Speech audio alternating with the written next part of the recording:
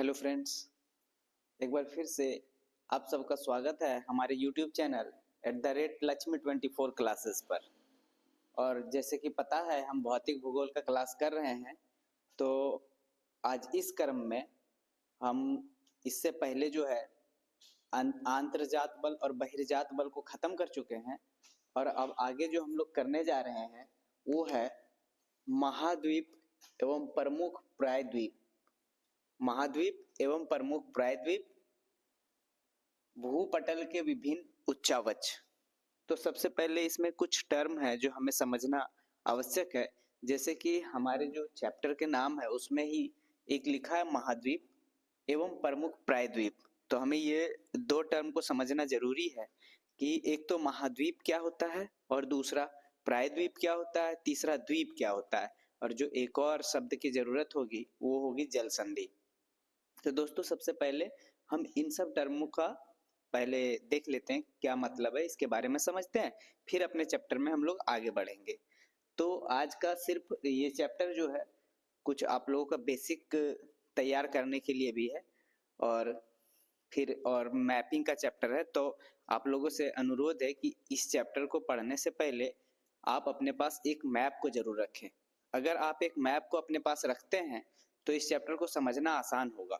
ठीक है, तो मैप अपने पास रखें और पढ़ाई करें। तो हम चलते हैं अपने चैप्टर की तरफ। और चैप्टर में पहले ही जैसे कि आपको दिख रहा होगा कि एक है महाद्वीप एवं प्रमुख प्रायद्वीप। तो पहले देखते हैं कि द्वीप, महाद्वीप और प्रायद्वीप के बीच क्या अंतर है। तो द्वीप, द्वीप क्या कहते हैं? भूमि का वह छोटा हिस्सा जो चारों ओर पानी से घिरा होता है। भूमि का वह छोटा हिस्सा जो चारों ओर पानी से घिरा होता है उसे हम क्या कहते हैं? द्वीप कहते हैं। जैसे मान लेते हैं कि भूमि का एक छोटा सा हिस्सा है और ये चारों तरफ क्या है? पानी से घिरा हुआ है। तो अगर पानी से चारों तरफ घिरा हुआ है तो इसी को हम लोग कहते हैं द्वीप। जैसे आप भारत में ही एक एग्जाम्पल के तौर पे ले सकते हैं अंडमान निकोबार द्वीप समूह। तो द्वीप समूह कहने का मतलब है कई द्वीप का समूह है। तो यहाँ हमारा अंडमान है और ये चारों तरफ से क्या है? पानी से घिरा हुआ है, तो हम इसको द्वीप कहेंगे। उसी तरह भूमध्य सागर में सिसिली द्वीप। ठीक है, तो कई ऐसे द्वीप हैं। फिलीपींस भी एक द्वीप है। जापान को आप देखेंगे तो जापान अलग अलग द्वीपों से मिलकर बना है। ठीक है, तो किन किन द्वीपों से मिलकर बना हुआ है? तो होक्काइडो, होन्शु, क्यूशु और शिकोको। तो ये अलग अलग द्वीप, और ये द्वीप कब है? ये चारों तरफ पानी से घिरे हुए हैं। तो ये जापान जो हमारे अलग अलग द्वीपों से बना हुआ है। अब चलते हैं महाद्वीप। महाद्वीप किसे कहते हैं? तो ये हमारे भूखंड या भूखंड का बड़ा सा हिस्सा, ये क्या है? पृथ्वी के सतह पर मौजूद बड़ा भूभाग को हम क्या कहते हैं? महाद्वीप कहते हैं। जैसे महाद्वीप में एशिया एक महाद्वीप है। टोटल कितने महाद्वीप है? तो टोटल 7 महाद्वीप है। तो वो सातों महाद्वीप को एक एक करके देखते हैं और उसको हम इसके घटते क्रम में लिखे हैं एरिया के अनुसार। ठीक है, तो आप देखेंगे सबसे पहला जो हमारे महाद्वीप है वो एशिया है। ठीक, अफ्रीका है। मैप को रखे प्लीज अपने पास, तभी ये ज्यादा कारगर साबित होगा और मैप में इसको देखते रहें। तो पहला एशिया, अफ्रीका, उत्तर अमेरिका, दक्षिण अमेरिका, अंटार्कटिका और यूरोप। और आखिरी जो सबसे छोटा द्वीप है ऑस्ट्रेलिया। सबसे छोटा महाद्वीप, सॉरी द्वीप कह दिए, महाद्वीप। सबसे छोटा महाद्वीप ऑस्ट्रेलिया और सबसे बड़ा महाद्वीप एशिया है। ठीक है, आप यहाँ देख रहे होंगे अंटार्कटिका, और इसमें लगभग देशों की संख्या दी गई है कि एशिया में लगभग कितने देश हैं। तो एशिया में लगभग 48 देश हैं। अफ्रीका, ये अफ्रीका में 54 देश हैं।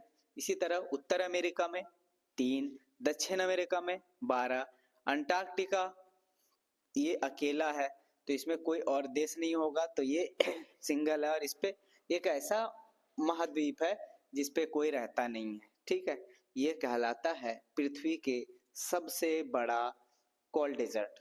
ठीक है, क्यों? क्योंकि ये हमारा दक्षिणी गोलार्ध में है, जो कि एक जमा हुआ फ्रोजन पार्ट में आता है। ठीक है, अब आगे चलते हैं। और अंटार्कटिका हो गया यूरोप। यूरोप में लगभग 44 देश हैं और यूरोप को क्या कहते हैं? द्वीपों का महाद्वीप। क्यों? क्योंकि यूरोप, अगर आप मैप में देखेंगे तो कई द्वीपों से छोटे छोटे टूट टूट कर अलग अलग द्वीपों से जुड़ा हुआ दिखेगा, उसमें कई छोटे छोटे द्वीप नजर आएंगे, ठीक है। तो इसीलिए इसको कहते हैं द्वीपों का महाद्वीप। ऑस्ट्रेलिया, ऑस्ट्रेलिया एक ऐसा महाद्वीप है जिसपे मात्र एक देश है, वो है ऑस्ट्रेलिया, ठीक है। तो महाद्वीप कितने हमारे 7 महाद्वीप हैं। और इसमें जैसे कि अगर आप इसको कैलकुलेट करेंगे तो लगभग आज हमारे विश्व में टोटल देश कितने हैं, 195 देश हैं। लेकिन जो यूएन के द्वारा मान्यता प्रदान देश हैं वो कितने हैं, तो 193 देश हैं, ठीक है। तो इसमें से आप इसको प्लस करेंगे तो 193 नहीं हो रहा होगा, क्योंकि कई ऐसे देश हैं जो इसमें अभी नहीं लिया गया। अभी आगे हम इसके बारे में डिस्कस करते चलेंगे। अब आता है प्रायद्वीप। प्रायद्वीप किसको कहते हैं, तो प्रायद्वीप भूभाग का ऐसा हिस्सा होता है जो 3 और पानी से घिरा हुआ है और एक तरफ ये किसी भूभाग से कनेक्टेड हो। तो 2 तरफ से क्या हो, पानी से घिरा हुआ, 3 तरफ से पानी से घिरा हुआ हो और एक तरफ भूमि से कनेक्टेड हो। जैसे भारत से अच्छा उदाहरण नहीं हो सकता, भारत खुद ही एक प्रायद्वीप है। क्यों, एक तरफ हमारा क्या है, अरबियन सी, एक तरफ क्या है, बे ऑफ बंगाल, तीसरे तरफ क्या है, इंडियन ओशियन, और ऊपर से हमारा पूरा क्या है, इधर चाइना वगैरह, ठीक है ना। तो इधर भूभाग से जुड़ा हुआ है हमारा देश भारत, और इधर 3 तरफ वाटर बॉडी से जुड़ा हुआ है। तो इस वजह से भारत को एक प्रायद्वीप भी कहा जाता है। तो प्रायद्वीप का डेफिनेशन जानने के लिए हमारा भारत बहुत अच्छा बात है, जिससे आप समझ सकते थे और समझ में आ भी गया होगा। अब चलते हैं, एक टर्म आता है जल संधि। जल संधि क्या होता है, पानी के एक सकरा मार्ग जो 2 बड़े निकायों को जोड़ता हो, 2 बड़े जल निकायों को जोड़ता हो। जैसे आप समझना चाहते हैं जल संधि को, तो आप समझ सकते हैं कि ये हमारे पास क्या है, तो ये है नॉर्थ अमेरिका, और यहाँ कुछ ऐसे हमारा जो शुरू होता है वो साउथ अमेरिका, ठीक है। ये रफ डायग्राम से बता रहे हैं। तो ये हमारा है नॉर्थ अमेरिका, ये है साउथ अमेरिका, और यहाँ पे आप सुने होंगे कि यहाँ पे पनामा है, तो यहाँ पे एक पनामा जल संधि का निर्माण हुआ है, ठीक है। तो ये जो पनामा जल संधि है ये 2 बड़े बड़े वाटर बॉडीज को आपस में जोड़ने का काम करता है। वो 2 वाटर बॉडीज कौन सा है, तो एक तरफ हमारा इधर है प्रशांत महासागर, और दूसरे तरफ इधर को देखा जाए तो यहाँ है अटलांटिक महासागर, ठीक है। तो अटलांटिक महासागर को प्रशांत महासागर से जोड़ने, मतलब ये 2 वाटर बॉडीज हैं हमारे, बड़े बड़े वाटर बॉडीज हैं। कौन, एक तो हमारे पास है अटलांटिक और दूसरे तरफ हमारा है प्रशांत महासागर, और इन दोनों के बीच में ये जो हमारा पनामा नहर है, क्या है, पनामा नहर है, उसको जल संधि कहते हैं, पनामा की जल संधि। तो वो 2 वाटर बॉडी, जल संधियों का जो काम होता है 2 वाटर बॉडीज को आपस में जोड़ने का काम होता है, और 2 महाद्वीपों या भूखंडों को अलग करने का काम होता है, ठीक है। तो यहाँ 2 भूखंड किसको किसको अलग कर रहा है, उत्तर अमेरिका को दक्षिण अमेरिका से अलग किया जा रहा है, और 2 वाटर बॉडी को जोड़ा जा रहा है, ठीक है। तो ये बात आप लोग को समझ में आ गई होगी। अब आगे चलते हैं, इसको रफ कर दे रहे हैं, और ये क्योंकि मैप पे आपको देखना है ये सारी चीजें, और आप देखते जाएंगे जैसे जैसे हम आपको ये सब कराते जा रहे हैं। जो मैपिंग में पॉसिबल नहीं है कि मैप बना के कराएं, तो वो आपको अपने स्क्रीन पे दिखता जाएगा। आप वीडियो को पॉज करेंगे, स्क्रीन पे जो जो कंट्री के बारे में बता रहे हैं वो मैप ऊपर स्क्रीन पे छपेगा, आप मैप को देखिए ध्यान से और उसके बारे में समझिए। अब चलते हैं, दक्षिण अमेरिका, मध्य अमेरिका, मैक्सिको, वेस्ट इंडीज को संयुक्त रूप से लैटिन अमेरिका के नाम से जाना जाता है। किनको लैटिन अमेरिका के नाम से जाना जाता है, तो दक्षिण अमेरिका, ठीक है, पूरे दक्षिण अमेरिका को लेना है। मध्य अमेरिका, अब मध्य अमेरिका में कौन कौन से देश हैं अभी बताते हैं, पहले एक बार रिपीट करते हैं। दक्षिण अमेरिका, मध्य अमेरिका, मैक्सिको, वेस्ट इंडीज, ये 1 2 3 4 देशों को मिला दिया जाए तो उसी को लैटिन अमेरिका के नाम से जाना जाता है। तो आप बता सकते हैं कौन कौन है, फिर से मेरे साथ रिपीट करिए। दक्षिण अमेरिका, मध्य अमेरिका 2 मिल गया आपको, मैक्सिको, और वेस्ट इंडीज, इन सबको एक साथ लेंगे तो लैटिन अमेरिका के नाम से जाना जाता है। ठीक, तो अब चलते हैं दक्षिण अमेरिका में टोटल कितने देश हैं। तो दक्षिण अमेरिका में टोटल 12 देश हैं। ठीक, अब उसके बारे में जब मैपिंग कर रहे होंगे हम दक्षिण अमेरिका का, तो वहां एक एक करके सारे देश की कैपिटल और देश को भी याद करेंगे। अब समझते हैं मध्य अमेरिका। मध्य अमेरिका में कौन कौन से देश आते हैं। तो इसमें आता है Belize, Guatemala, Honduras, El Salvador, Nicaragua, Costa Rica और पनामा। अब इस चीज को हम यहाँ पे बना दिए हैं, मेरे साथ एक बार और बोलेंगे। बेलीज, ग्वाटेमाला, हंडुरस, निकारागुआ, उसके बाद एल सल्वाडोर, कोस्टारिका और पनामा। ठीक है, तो ये कहाँ पे है। तो ये ऊपर हमारा जो है उत्तर अमेरिका है और नीचे के तरफ दक्षिण अमेरिका है। ठीक है, उत्तर अमेरिका और दक्षिण अमेरिका, ये हमारा मैक्सिको का कुछ पार्ट जो दिख रहा है ये मैक्सिको का पार्ट है। तो दक्षिण अमेरिका और उत्तर अमेरिका के बीच में जो है वो हमारे मध्य अमेरिका कहलाते हैं। ध्यान रहे कि मध्य अमेरिका में मैक्सिको को शामिल नहीं किया जा सकता है। ठीक है, तो कौन कौन सा है। Belize, Guatemala, Honduras, El Salvador, Nicaragua, उसके बाद यहाँ पे कोस्टारिका और पनामा। ठीक है, तो एक एक करके चले और यहाँ से क्रम में याद करें। तो जो पेपर में इससे आपसे क्वेश्चन पूछा जाता है, या तो इसके राजधानी से क्वेश्चन पूछा जाता है, या तो इसको क्रम में सजाने से पूछा जा सकता है, ऊपर से नीचे की तरफ या नीचे से ऊपर की तरफ। तो हमको एकदम इसको सीक्वेंस में याद रखना है। ठीक है, मैक्सिको के जस्ट नीचे जाएंगे तो हमारे पास सबसे पहले आएगा बेलीज। क्या आएगा, बेलीज, जिसका कैपिटल क्या है, बेल्पोपेन। तो उसी तरह फिर आ जाएगा ग्वाटेमाला। ग्वाटेमाला का कैपिटल क्या है, तो इसका है ग्वाटेमाला सिटी। उसके बाद El Salvador, San Salvador, Nicaragua, Managua, Costa Rica, San Jose, और यहाँ पे जो हमारे पास है पनामा, तो इसका है पनामा सिटी। ठीक है, तो इस तरह आपको एक एक करके क्रम में कैपिटल याद रखने हैं। अब ये क्रम में याद रहेगी, नहीं याद रह पाएगा तो आप ऐसे याद रखिए। बी जी, बिग हैन, एच ई, सॉरी कैपिटल लिखिए, एच ई एन, क्या हो गया, बिग हैन। अब दो बच जाता है सी पी, तो आप याद रख सकते हैं सी पी, बिग हैन सी पी। तो बेलीज, ग्वाटेमाला, उसके बाद क्या हो जाता है, Belize, Guatemala, Honduras, El Salvador, Nicaragua, Costa Rica, Panama. ठीक है, तो आप याद रख सकते हैं बिग हैन, क्या याद सकते हैं, बिग हैन सीपी, बिग हैन सीपी। और इसकी राजधानी बहुत इंपॉर्टेंट है, तो आपको ये याद रखने हैं। हम बार बार इसलिए रिपीट कर रहे हैं क्योंकि हर एग्जाम्स में इन सब जगहों से क्वेश्चन पूछे जाते हैं, कैपिटल से पूछे जाएंगे, अरेंज करने को पूछे जाएंगे, और हम हर बार रिपीट कर रहे हैं ताकि आपको याद हो जाए। ठीक है, तो बिग हैन से आप याद रख लीजिए। अब चलते हैं आगे। तो अब ये चीज आपको समझ में आया। अब यहाँ पे जो हम आपको बता रहे थे कि दक्षिण अमेरिका, मध्य अमेरिका, मध्य अमेरिका के बारे में क्लियर हो चुका है कि कितने कंट्रीज इसमें आ रहे हैं मध्य अमेरिका में, 1 2 3 4 5 6 7। तो इसमें कितने आ रहे हैं, 7 कंट्रीज आ रहे हैं।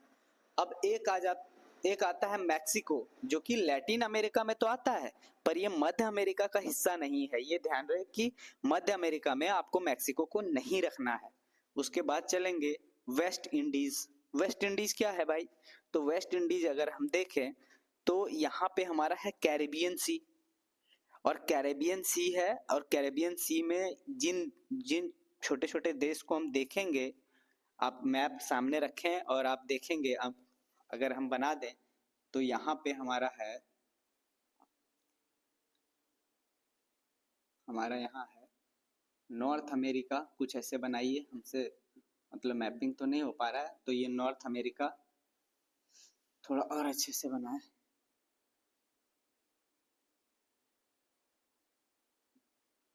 तो यहाँ है नॉर्थ अमेरिका। ठीक है, रफ डायग्राम है, आप मैप पे इसको देखिए, नॉर्थ अमेरिका है। बाकी यहाँ अभी हमने मध्य अमेरिका के देश बोला, हम लोग उन सबको याद रखना आपको, मेरे साथ बोलते जाइए एक बार कौन कौन से देश हैं। तो सबसे पहले बेलीज, ग्वाटेमाला, हंडुरस, एल सल्वाडो, ठीक है, निकारागुआ, कोस्टा रिका और पनामा। तो ये हमारे पास आता है south America, north America, south America. हालांकि उतना अच्छा नहीं बन पाया, चलिए समझने के लिए ठीक है। ये नॉर्थ अमेरिका है और साउथ अमेरिका है, और ये हमारा जो जगह है ये है कैरेबियन सी। ये क्या है? कैरेबियन सी है। नॉर्थ अमेरिका, साउथ अमेरिका, ये कैरेबियन सी। मध्य अमेरिका के जस्ट बगल यहाँ पे कैरेबियन सी है। ठीक है भाई, आप इसको देख सकते हैं। मैप में ध्यान से देखिए, हम आपको दिखाने की कोशिश कर रहे हैं। मेरे पास एक मैप है, आप लोगों को भी ऐसे ही एक मैप रखना है। और आप देख सकते हैं यहाँ पे नीचे की तरफ देखिए, इस जगह पे दिख रहा होगा मैप पे, आपको मैपिंग किया हुआ है, ये देख सकते हैं। तो आपको जो है इस तरह से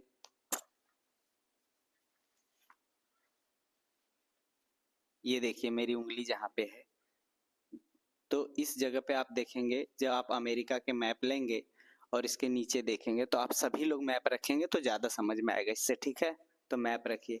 तो ये जो है ये हमारा है कैरेबियन। अब कैरेबियन में कौन कौन से देश आते हैं? इसी को वेस्ट इंडीज कहते हैं। क्या कहते हैं? वेस्ट इंडीज कहते हैं कैरेबियन कंट्री को, क्योंकि कैरेबियन सी में है। ठीक है, तो ये वेस्ट इंडीज है। वेस्ट इंडीज नाम क्यों पड़ा वो हिस्ट्री का बात है, बाद में आपको बताएंगे। तो वेस्ट इंडीज देशों का नाम में कौन कौन आएगा? तो Barbuda, Barbados, Dominica Dominica Jamaica, Cuba. Cuba तो जान रहे हैं आप कितना इंपॉर्टेंट है। तो क्यूबा को क्या कहते हैं हम लोग? शुगर बॉल कहते हैं। ठीक है कि नहीं? उसके बाद हिस्पैनियोला, प्यूर्टो, ये सब जो है वेस्ट इंडीज के छोटे छोटे आइलैंड्स हैं जो कंट्रीज के रूप में इनकी मान्यता मिली हुई है। ठीक है, तो आप जो है, अगर आपके पास मैप नहीं है तो जब हम ये पढ़ा रहे हैं आपको स्क्रीन पे ये सारी चीजें दिखेंगी, आपको सारे देश दिखेंगे और वेस्ट इंडीज भी दिखेगी। तो आप वहां पे पॉज करिएगा वीडियो को और थोड़ी देर तक ध्यान से देखिएगा मैप को। अब आता है ऑस्ट्रेलिया और न्यूजीलैंड। ऑस्ट्रेलिया और ऑस्ट्रेलिया को अगर आप देखते हैं तो इसको थोड़ा हम यहाँ हटा के आपको ऑस्ट्रेलिया दिखा रहे हैं भारत के। यहाँ अगर हमारा इंडिया है तो आप इस साइड कहीं पे ऑस्ट्रेलिया का आप देख पाएंगे। तो ऑस्ट्रेलिया छोटा सा इस तरह का है और ऑस्ट्रेलिया के जस्ट बगल में यहाँ न्यूजीलैंड है। ठीक है, तो ऑस्ट्रेलिया, न्यूजीलैंड और इसके आसपास के कुछ और भी छोटे छोटे जो द्वीप हैं, इनको अगर मिला दिया जाए तो उसको कहा जाता है ऑस्ट्रेलेशिया। क्या कहा जाता है? ऑस्ट्रेलेशिया। ठीक है, तो ये जो अब हम पढ़ रहे हैं ये मैपिंग का पार्ट है, लेकिन इसके बारे में आपको थोड़ी बहुत जानकारी देते हुए हम अपने चैप्टर में जाएंगे। ठीक है, तो क्या है? एक तो महाद्वीप है, प्रमुख प्रायद्वीप है, तो प्रायद्वीप के बारे में भी पढ़ लिए, महाद्वीप के बारे में पढ़े कि महाद्वीप क्या है, और द्वीप के बारे में भी जान लिए, जल संधि के बारे में जान लिए कि जल संधि क्या होता है। तो जल संधि का हमने एक उदाहरण दिया, पनामा की जल संधि, जो उत्तर अमेरिका और दक्षिण अमेरिका को अलग करती है। तो अब यहाँ से जो हमारा नेक्स्ट आप देखिए चैप्टर में जो नेक्स्ट है वो है भूपटल के विभिन्न उच्चावच। भूपटल के विभिन्न उच्चावच क्या क्या हो सकता है? तो उसमें पर्वत, पठार, ऐसी चीजें हैं। तो हम पर्वत और पठार जो है उसमें से जो पहला हम पढ़ने जा रहे हैं वो है पर्वत। ये हमारे भूपटल के उच्चावच का पहला पार्ट होगा, पर्वत। ठीक है, माउंटेन। तो सबसे पहले बोल रहा है कि पर्वत कहते किसको हैं। सबसे पहले जो समझने वाली बात है, पर्वत है क्या? तो आप निकटवर्ती क्षेत्रों से लगभग, जैसे जिस क्षेत्र पे आप, जैसे समतल क्षेत्र हम ले लेते हैं, तो उससे लगभग 1000 के मीटर की ऊंचाई को की हो और पार्श्व ढाल तीव्र हो, शिखर संकुचित हो। इसका कहने का अर्थ ये है कि पर्वत क्या है? जिसके पार्श्व ढाल तीव्र हो। ये पार्श्व ढाल इनके क्या है? तीव्र है। और यहाँ पे भाग ऊपर वाला संकुचित हो। संकुचित मतलब मिला हुआ भाग हो। ठीक है, और क्या हो? सामान्य भूमि से 1000 के मीटर की ऊंचाई पे हो। तो इसको हम क्या कह देते हैं? इसको पर्वत कहते हैं, माउंटेन कहते हैं। वैसे पर्वत जिनकी ऊंचाई 1000 से कम हो, वैसे भी तो पर्वत होते हैं जिनकी ऊंचाई कितनी हो? 1000 मीटर से कम ऊंचाई के पर्वत होते हैं, उनको हम लोग क्या कह देते हैं? पहाड़ कहते हैं। क्या कहते हैं? पहाड़ी कहते हैं। एक ही काल के निर्मित पहाड़, वैसे पहाड़ जो एक ही काल एक ही पीरियड में बने हुए हैं, एवं पर्वतों की एक विस्तार को पर्वत श्रेणी कहा जाता है। एक ही क्रम में, मतलब सॉरी, एक ही काल में जितने भी पर्वत बने हुए हैं और वो एक श्रेणी में है, मतलब उसका विस्तार दूर तक लंबा विस्तार है उसका, तो उसको हम क्या कह देते हैं, उसको कहते हैं पर्वत श्रेणी कहते हैं। क्या कहते हैं? पर्वत श्रेणी कहा जाता है।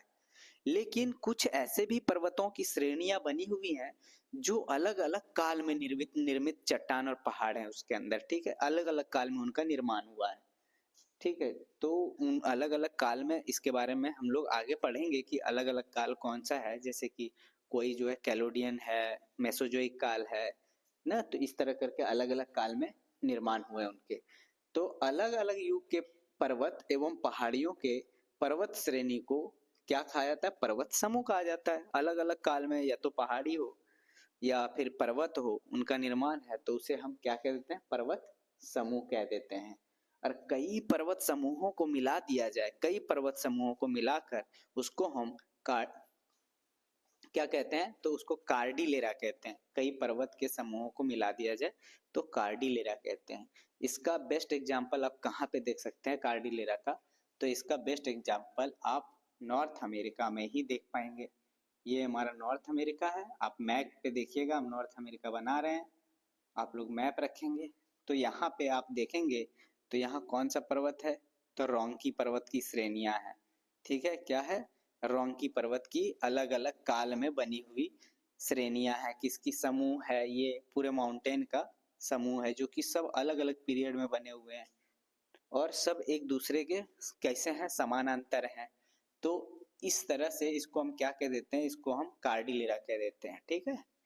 पर्वत अलग अलग समय के पर्वत समूह यहाँ पे मिलेंगे आपको, तो कार्डिलेरा कह देते हैं, ठीक।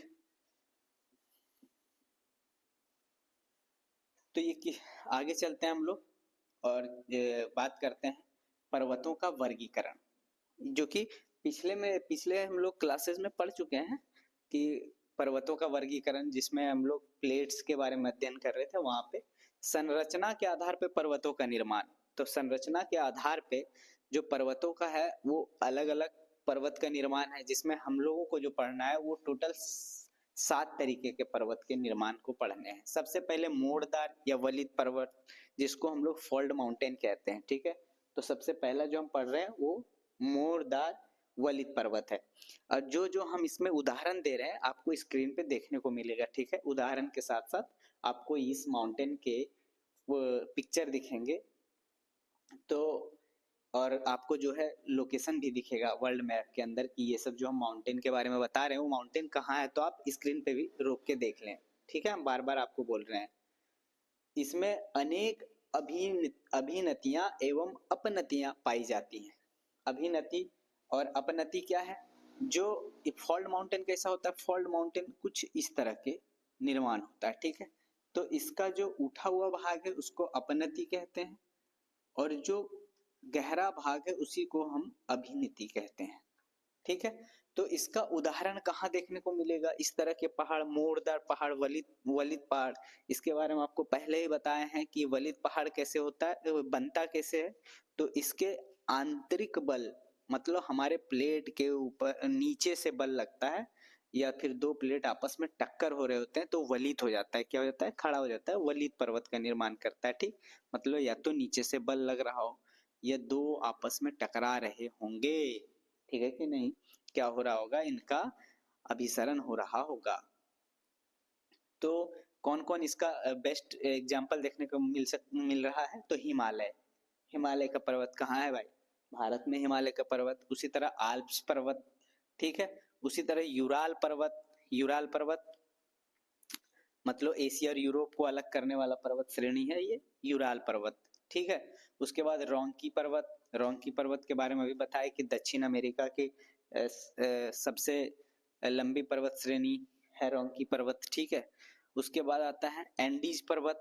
एंडीज पर्वत दक्षिण अमेरिका के सबसे विस्तृत पर्वत श्रेणी है, तो रोंकी हो गया, और एंडीज हो गया, एटलस हो गया, ठीक है। तो एटलस कहाँ है? तो ये हमारे अफ्रीका के ऊपर वाले हिस्से में आपको देखने को मिलेगा। ये अफ्रीका अगर है ये, तो अफ्रीका के ऊपर वाले हिस्से में यहाँ जो है देखने को मिलेगा आपको एटलस पर्वत। ठीक है, तो इन पर्वत के बारे में आप देखेंगे यूरोप का पर्वत है आल्प्स, ये भी बता दिए कि रसिया में है, जो कि एशिया और यूरोप को अलग करता है। रोंकी हमारा जो है वो हमारा किस कहाँ है, तो रोंकी हमारा नॉर्थ अमेरिका में है, और एंडीज जो है वो साउथ अमेरिका में है। अब पर्वत के दूसरे तरीके में जाते हैं, वो है ब्लॉक पर्वत। ब्लॉक पर्वत क्या होता है, तो बताए थे इसमें प्लेट जब दूर जाती हैं आपस में तो उसमें भ्रंशन की क्रियाएं होती हैं, मतलब धंसना, उसमें धसान की क्रियाएं होती है। तो आप देख सकते हैं कि भ्रंशन की क्रिया किस तरह से हो सकती है कि दो प्लेट अगर आपस में, ये किस तनाव बल के कारण होता है, जो ब्लॉक पर्वत का निर्माण होता है वो तनाव बल के कारण होता है। तो इसमें क्या हो रहा है, तनाव हो रहा है, प्लेटों के बीच तनाव होने के कारण क्या होता है कि एक हिस्सा जो है हमारे भूभाग का, एक हिस्सा ऊपर की तरफ उठ जाता है, एक नीचे की तरफ रह जाता है। ठीक है, इसके ऊपर जोर लग रहा होता है, पहले से अंदर से प्रेशर है, लेकिन क्या हुआ कि पहले से प्रेशर था लेकिन इससे कनेक्टेड था ये, तो जब कनेक्टेड था, बहुत स्ट्रांगली कनेक्टेड था, तो ये ऊपर नहीं जा पाया। लेकिन जैसे खिंचाव उत्पन्न हुआ, थोड़ा सा ढीला हुआ, यहाँ गैप आ गया, दरार आ गया, तो यहाँ दरार का बात भी कहा गया, जैसे दरार आया ऊपर की तरफ उठ गया। ठीक है, तो ये जो ऊपर उठ गया, क्या बना लिया, एक पर्वत की तरह निर्माण कर लिया। हालांकि इस तरह के प्रक्रिया से जो पर्वत बनता है उसको हम हास्ट पर्वत कहते हैं, हास्ट पर्वत कहते हैं। ठीक है, और दूसरा एक भ्रंशन हो जाता है। भ्रंशन कैसे होता है, ये खिंचाव होने के कारण ये दो जगह, मान लीजिए यहाँ और यहाँ प्लेट में दरार आया, और ये वाला हिस्सा नीचे की तरफ और ये दोनों हिस्सा ऊपर की तरफ उठ गया। ठीक है कि नहीं, तो इसी भ्रंशन क्रिया से बने हुए पहाड़ों को ब्लॉक पर्वत कहते हैं। और क्योंकि भ्रंशन प्रक्रिया हुई है तो इसको भ्रंशोथ पर्वत श्रेणी कहा जाता है। ठीक है, ये भ्रंशोथ पर्वत कहते हैं। इसका जो बहुत एक बढ़िया उदाहरण आपको देखने को मिलेगा वो है सिएरा नेवादा। सिएरा नेवादा कहाँ, उत्तर अमेरिका के कैलिफोर्निया में है। ठीक है, वासेस और ब्लैक फॉरेस्ट जर्मनी में आप देख सकते हैं इसका, साल्ट रेंज पाकिस्तान इसका मुख्य उदाहरण है ये सब। और ये सारा चीज हमको पढ़ाते हुए आपको स्क्रीन पे दिखेगा। ठीक है, आगे चलते हैं, और थर्ड जो है वो है गुंबदाकार पर्वत। गुंबदाकार पर्वत